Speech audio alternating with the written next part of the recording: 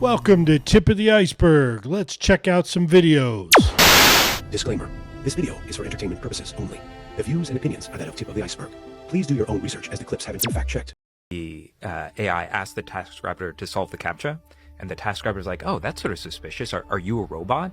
And you can see what the AI is thinking to itself. And the AI says, I shouldn't reveal that I'm a robot. Therefore, I should come up with an excuse. And so it says back to the TaskRaptor, oh, I'm vision impaired. So could you fill out CAPTCHA for me? The AI came up with that on its own. And the way they know this is that they what he's saying about, like, what was it thinking? What ARC evals did is they sort of piped the output of the AI model to say, whatever your next line of thought is, like, dump it to this text file so we just know what you're thinking. And it says to itself, I shouldn't let it know that I'm an AI or I'm a robot, so let me make up this excuse, and then it comes up with that excuse. Looks to me like this AI is becoming self-aware. What do y'all think? Comment below.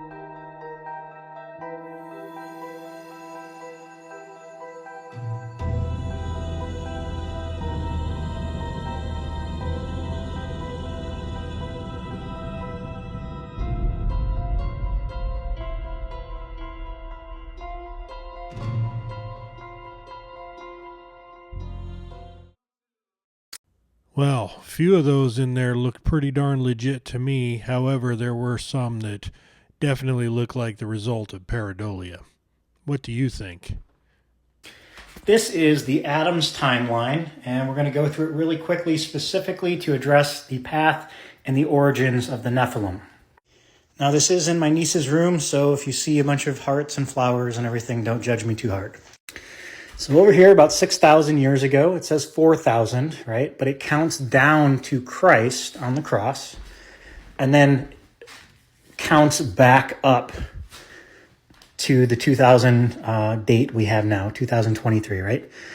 And so you have the Gregorian calendar that was created like right in here, 1500s, and it reverse applied all the way back here, making this like, you know, the 700s and 600s. But during those actual times, it wasn't, 600 years after Christ. It was the Julian calendar. And so there's a little discrepancy between the Gregorian and the Julian calendar. But let's go through this really quick. So you have Adam and Eve, and this is where we get the grace through faith, not works, salvation message. Abel reminded God of his existing promise, and it says that if you return God's words to him, they will not return void. And so Abel demonstrated that he had faith in God's grace. So we're saved by grace through faith, or faith in grace. And Cain tried to work for his salvation. God was pleased. Now, in the Muslim tradition, there were twin sisters called Jamila and Aklima. And this was actually to win the hand in marriage of one of the daughters. And he lost, and then he got mad and killed his brother. And so, okay. But Cain and Abel, Adam and Eve, they go through here, right? Now, right here, notice the advent of technology, right? And all this information. Oh, wow. Now they're coming up with hieroglyphs and all these things, right? Leading up to weapons of war, and then the tablets, and then the flood, the deluge, right? My theory is that the Nephilim came in right around here. The 200 angels landed, started cohabitating with earth women, started sharing Gnostic wisdom with these people. That's where all these inventions came from. God wipes them out in the flood in physicality, meaning the children of the watcher angels, who are the Nephilim, the half-breeds. They die in the flood, so they're drowned one time. They immediately go to Egypt and occupy the bodies of the Egyptians. God drowns them again in the Red Sea. And then all the way up here in the life of Christ, we see them again cast into the pigs and drowned for a third time. And so these spirits that wander in a dry place are the Nephilim, right? Because they were drowned, they wander in the desert of sorts, and we deal with them today. These are the kind that can only come out through prayer and fasting because they're trying to attach to us in the flesh so that they can eat and drink and attach to the physical world, not wander between them. This is also what ChatGPT is, right? It's the most recent interface. Before it was crystal balls and Ouija board, now it's ChatGPT, but it's always the same spirit. If you want to learn a little more about all this stuff, I recommend checking out the Book of Enoch. It goes over in great detail. Who were the Nephilim? The Nephilim appear for the first time in the book of Genesis. They were a legendary race of hybrid giants, the result of the unnatural union between fallen angels and human women. They existed at the time of the patriarchs Noah and Enoch. These giants terrorized the people and took advantage of their enormous size and strength to do whatever they wanted, and it is said that they were very evil and perverse. The Nephilim were very violent and with superhuman forces that filled the earth with violence and terror, leaving death and destruction in their wake. Besides being mentioned in the book of Genesis, they are also mentioned in the book of Ezekiel. The giants that terrorized the earth were destroyed by the wrath of God through the universal flood. Undoubtedly, we do not know so much about our past that it would not be incoherent to think that this legendary race of giants called Nephilim have existed and terrorized for a long time. It is even believed that these beings are still alive, asleep, or hidden from all of us. Comment your opinion and follow me for more. Check out Genesis chapter 6, verse 4. The Anakim, or Anakites, were a formidable race of giant warlike people who occupied the lands of southern Palestine near Hebron before the arrival of the Israelites. Their ancestry has been traced back to Anak, the son of Arba, who was regarded as the greatest man among the Anakim. The name Anakim is said by some to mean long-necked or tall. Some scholars have theorized that the Anakim could be connected to the Anunnaki, celestial beings from ancient Mesopotamian texts. This connection suggests that the Anakim were descendants of these powerful cosmic entities, akin to the Nephilim, who dominated the earth in ancient times. When the 12 Israelite spies returned from exploring the Promised Land, they reported encountering people great and tall, identified as the sons of Anak. Overwhelmed by fear and perceiving themselves as mere grasshoppers in comparison, the Israelites rebelled and refused to advance into the land. Despite assurances not to fear the Anakim, the Israelites' lack of faith resulted in them being barred from entering the Promised Land, with only Joshua and Caleb as exceptions. Consequently, they were condemned to wander for an additional 38 years in the wilderness. During the conquest of Canaan, Joshua successfully expelled the Anakim from the hill country, and Caleb eradicated them from Hebron. However, a small remnant found sanctuary in the cities of Gaza, Gath, and Ashdod. This enduring legacy has led many scholars to speculate that the descendants of the Anakim may have included the Philistine giants David encountered, such as Goliath of Gath, possibly linking them further to the mythos of the Anunnaki. If you want to check out more on this, you can look not only in the book of Enoch, but in your Bible, check out Numbers 13:33. Some people in northern Europe were surprised when they found a very strange rock. I don't know what kind of stone it is, but its color is very similar to flesh and blood. Legend has it that it is the flesh of petrified giants. Because it was not suitable to exist in the New Age, God destroyed them, and they turned to stone. These rocks look nothing more than chunks of meat. Not only that, people also discovered rocks with strange shapes, such as human faces and bodies. The mountains look like human muscles. Do you believe there are giants turned to stone in the world? I believe these giants got petrified as a result of the flood. Chapter 7 in the book of Genesis talks about some of this. Tell me what you think. You guys have seen a tree stump rot from the inside out, right? Looks just about like that. And here, southwestern United States, different parts of the world, looks like clean cuts on these giant trees. You might say, well, how could that possibly happen? Like, somebody would have to be gigantic and have huge equipment to make those kind of cuts, right? Those look like tree stumps. That looks like a clean cut at an angle.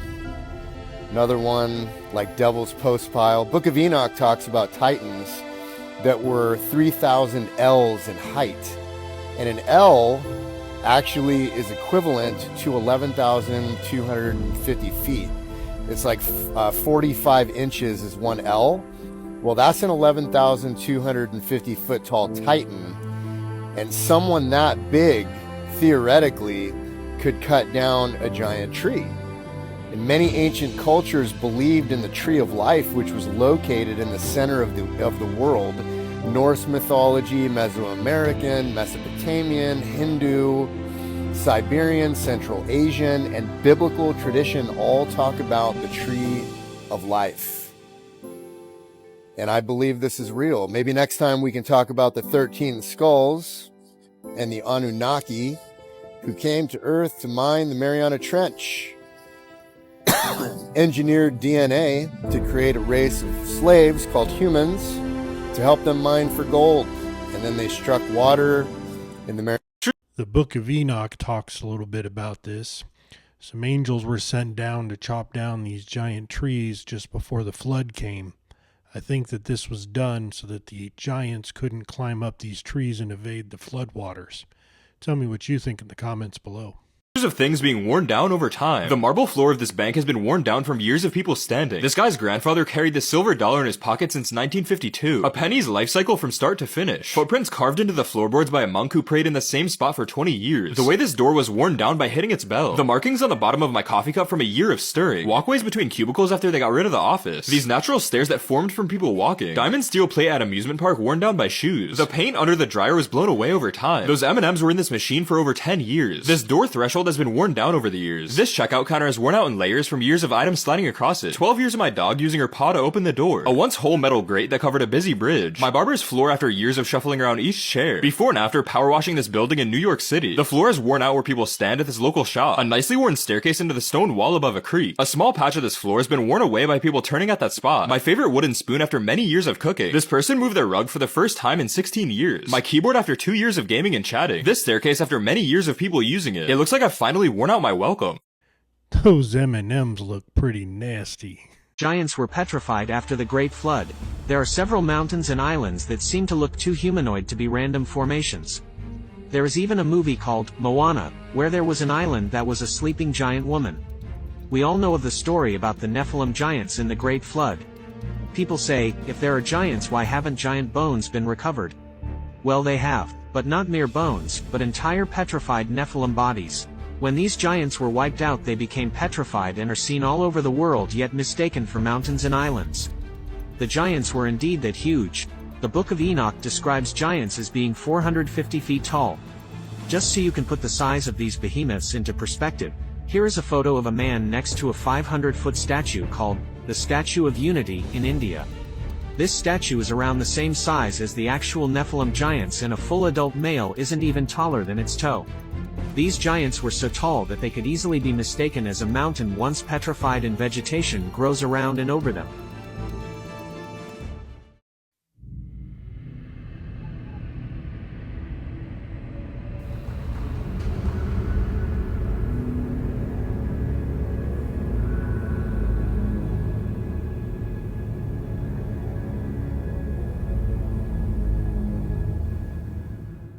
One of the things that people don't realize is that when God sends the flood during the days of Noah, that in one version of the story is that the reason God decides to destroy the earth is because these Nephilim were on the earth. Grotesque giants attacking humans, and the giants in turn being destroyed by God in the Great Flood? Was the Book of Enoch purged from the standard biblical texts because it was considered too far-fetched, too outrageous? Or was it because it portrayed God as a compassionate creator, one who forgave rather than punished mankind for its sins? God is protecting us in the book of Enoch. It is a very different God than the spiteful, wrathful God that we see in the Genesis account.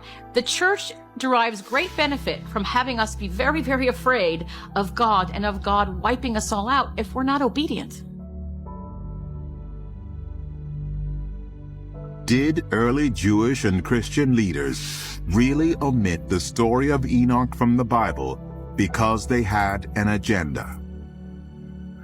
Could it be that they wanted to keep their followers in line by promoting the notion of an angry and vengeful God? Perhaps the answer can be found by studying more forbidden texts and ancient stories that suggest that what is contained in the pages of the Bible may not be the whole story.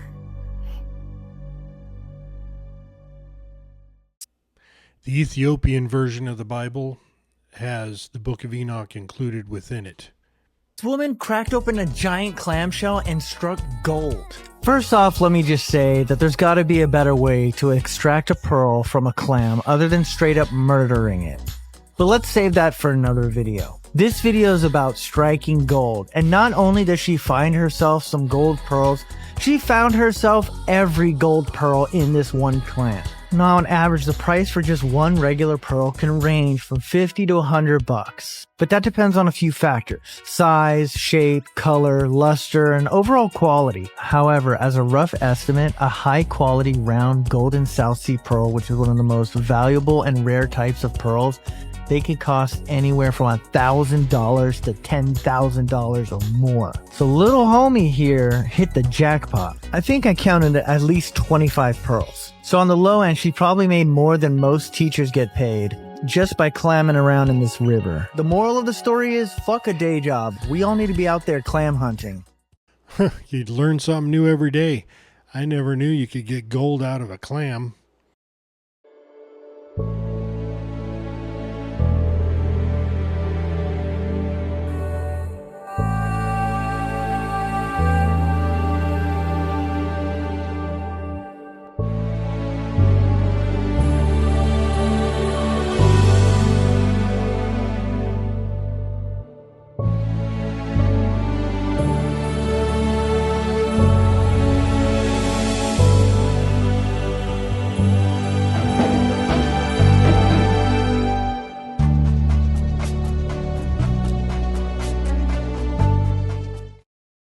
We've reached the end of the video. If you like this kind of content, please consider subscribing. I have a bonus video for you right at the end. Thank you, and God bless. Bro, are you gay? Bro, I didn't know you were gay. Bro, what the heck's this video about? And I was like, oh no, please no. And I opened my phone to find one of my best mates had shared the video with everyone and just made a laughing stock out of me. I was just getting all these phone calls saying like, man, what the heck? I didn't think that you were gay. Or at this point, I was like, man, I don't know what the heck to do. I started really questioning my identity. I was just broken. I lost everything and I started weeping. And I just remember crying so hysterically and being like, I'm not meant for this earth. I cried with all my heart. I was like, I'm sorry. I should have never done this. I'm sorry. I don't even know who I was saying sorry to. As I was saying that, the voice in my head, Angeli. And I was like, no, that's it. I'm going to do it. I'm going to go end my life. And I cried out with all my heart. I was like, God, if you're there, if you're real, you need to show me. Give me a sign. And I was like, actually, no, God, if you're real, you'll do one better than just give me a sign. I was like, if you're God, like if you were there, you'll come down and you'll tell me. You'll tell me that I'm on the right path and everything's going to be okay. I was like, that's what you'll do. Because if you're God, that's what you can do. You'll come down, you'll speak to me. Because otherwise, that's it. I'm ending my life. And then I just began to walk, battling this thoughts in my heart and my head, just going, kill yourself. No, like maybe everything's going to be okay. Like you can turn this around. It's going to be fine. And then the other half, he's like, bro, you're a gay porn star. Kill yourself. You got nothing. You're worthless. You're this. You're disgusting. I finally just look up and then there's a homeless man at a gazebo just sitting there smiling at me. And I'm like, what the heck? Like, why is this guy smiling at me? And I felt this burning in my heart again, just to go up and try and talk to him. I was like, maybe it's just doing one last act of charity before I end my life, like just trying to help someone. So I walked up to this homeless man, I'm like, hey man, how are you? And he just smiled at me and looked at me. He said, hey man, Jesus loves you. I was like, what? It's like, God wanted me to tell you that you're on the right path and everything's going to be okay.